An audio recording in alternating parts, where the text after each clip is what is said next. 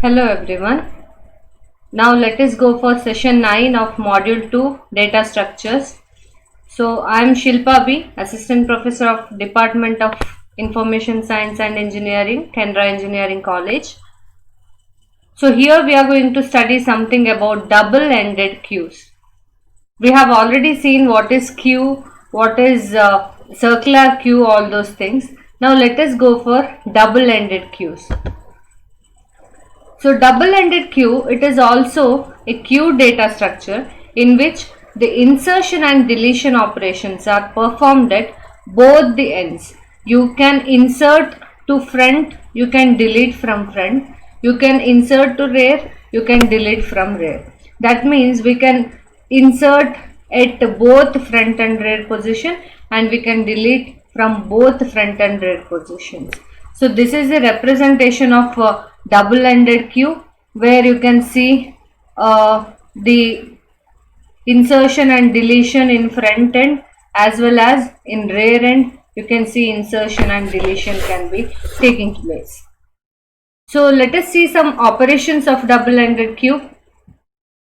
Say this is a double-ended queue where you can see front is pointing to position 2 and rear is pointing to position 6, right? So whenever you want to insert something to rear end, you need to increment rear by 1 and insert the element.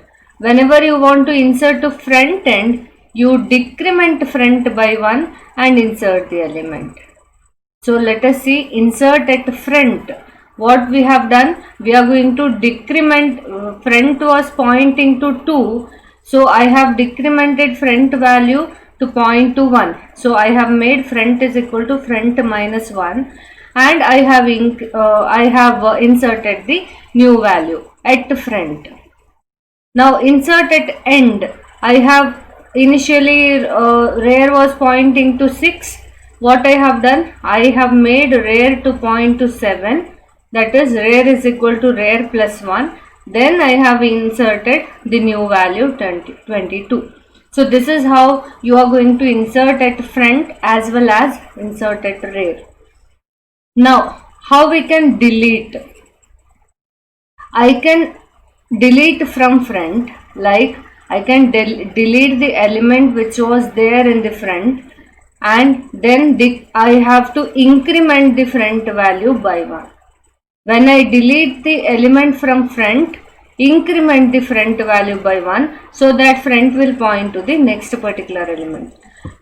Now if I want to remove the element from rear end, how can I do that? Delete the element from rear, then decrement the rear by 1 because rear was pointing to 7, it should point to 6, right? So you need to decrement rear by 1 as this. So this is how you can delete from end. This is how you can delete from front. Now some special operations of double-ended queue are, initially the double-ended queue, if suppose nothing is there, front and rear both will be pointing to -1. We can also insert to rear or insert to front and increment both to 0. If this is the case, empty queue, then you can insert either to rear or to front because both cases are possible in double-ended queue and increment both to 0, just like this. So I have inserted to somewhere either for Q of F or Q of R, then I have incremented both F and R value to point to 0. Okay. Now if suppose this is the case, you have only one element in the queue and both are pointing to front and rear, both are pointing to the same element. When you have only one element, obviously front and rear will be pointing to same element. In that case, Now we can either do deletion, delete end, or delete front. Either you can go for delete front or delete end. Both options are possible.